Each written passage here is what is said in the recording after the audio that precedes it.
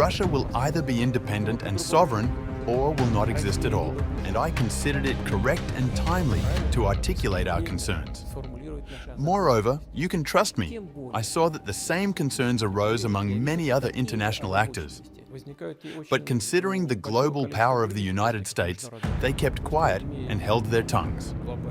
But I reiterate, I didn't say it to argue with anyone or to put Russia against anyone. I've been in the presidential pool, a group of Russian journalists who cover activities of the Russian president and top officials, for 20 years. I have watched many of your trips. I remember the times when there were non-stop business trips to European countries and Russia's constant desire to interact and build relations with the West. At what point did we realize that these so-called partners of ours were not really our partners? It was clear from the early 2000s. Yet, we had illusions. I did too, which were about the following. Me and many others at that time believed that the problems in relations between the Soviet Union and the so-called West were primarily ideological differences. On one side, a communist regime, which was considered by many as tyranny, and on the other, the democratic world led by the United States. Strangely enough, I worked for almost 20 years in the Soviet Union's intelligence.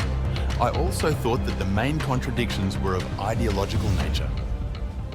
But the Soviet Union collapsed, there was no communist regime, yet the dismissive attitude towards the strategic interests of the Russian Federation remained. Not just dismissive, but it was all tied to the clear desire to achieve geopolitical advantages. Moreover, even when I became president, I didn't understand everything right away. I began to urge my Western colleagues, look, you say one thing, but do another. Here is the proof. Then I presented this proof. They nodded and said, yes, we will sort it out now. And nothing happened. It was quite the opposite. It became obvious to me that ideology might have had some significance, but essentially, all these contradictions are based on geopolitical interests. That was the main thing. I mean, the Soviet Union performed an auto da fe. It dissolved itself. Partly, I think, I never discussed this with my predecessors, they believed that Russia would become part of the so-called civilized world. In the West, they decided the following: there is no Soviet Union, so why should we follow the rules concerning Russia, which does not possess the potential might that the Soviet Union had? Now, we will carve out something for ourselves as we like and live by rules we invented for ourselves, ignoring our Russian interests. I will not go into details now because we proposed a lot in the field of strategic offensive arms and in the field of missile defense. Everything was constantly rejected. Well, it became clear that until we assert ourselves as an independent sovereign power capable of defending our future, we will not be respected.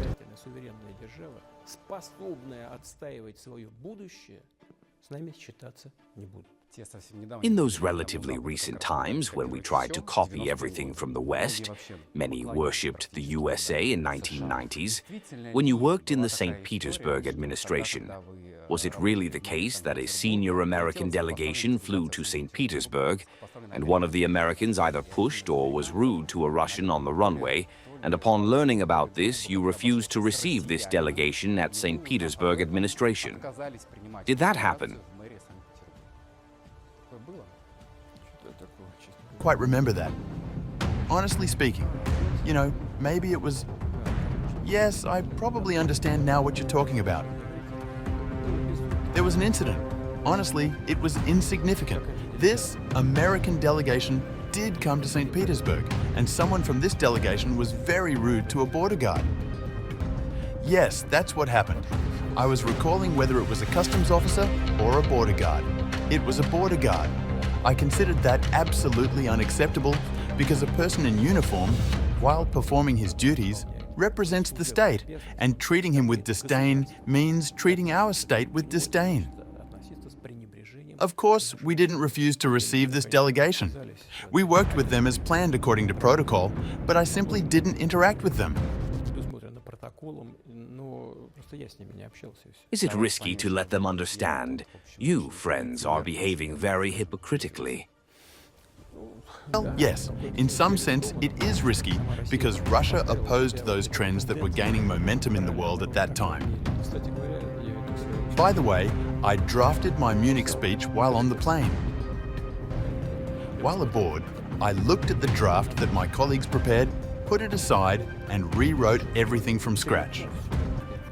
I did this not because we wanted to confront anyone and argue with them. No, Russia is a country that cannot live otherwise, and I considered it correct and timely to articulate our concerns.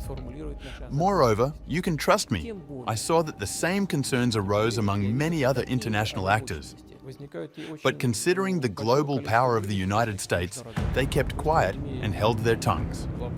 But I reiterate, I didn't say it to argue with anyone or to put Russia against anyone. We simply cannot live otherwise. Russia will either be independent and sovereign or will not exist at all. I wanted to convey this to our partners in the hope that they would hear and somehow adjust their attitude towards Russia, considering that, for instance, since the 1990s, they promised us not to expand NATO to the east. They lied at every step, constantly deceiving and pretending that nothing of the kind happened. The same was true on many other issues. Therefore, it seemed to me that it was about time to tell our colleagues, we need to live peacefully. Let's somehow treat each other with respect, without imposing our will, without attempting to suppress others' will, considering the interests of all members of the international community. 618. I don't know how effective it was, but since it's often remembered, it seems it was timely. That's what I want to say.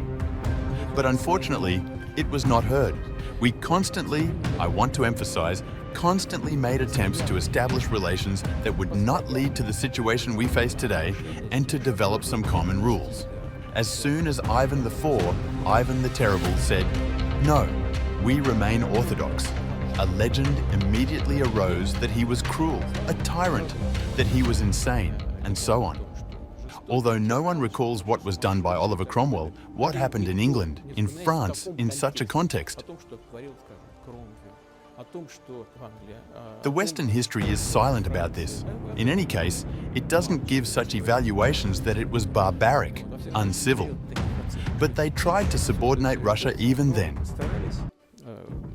In some former colonial empires, in Great Britain, in France, they consider us guilty for the collapse of their colonial empires. And this historical memory, historical negativity, persists. I see it. Strangely enough, it sometimes makes me laugh when I see it, but I notice it in little things. I'm not making this up, I see it. But the fact is that after World War II, the United States, along with the Soviet Union by the way, worked in some ways towards the destruction of these empires and worked to assist the colonies in gaining their independence and sovereignty.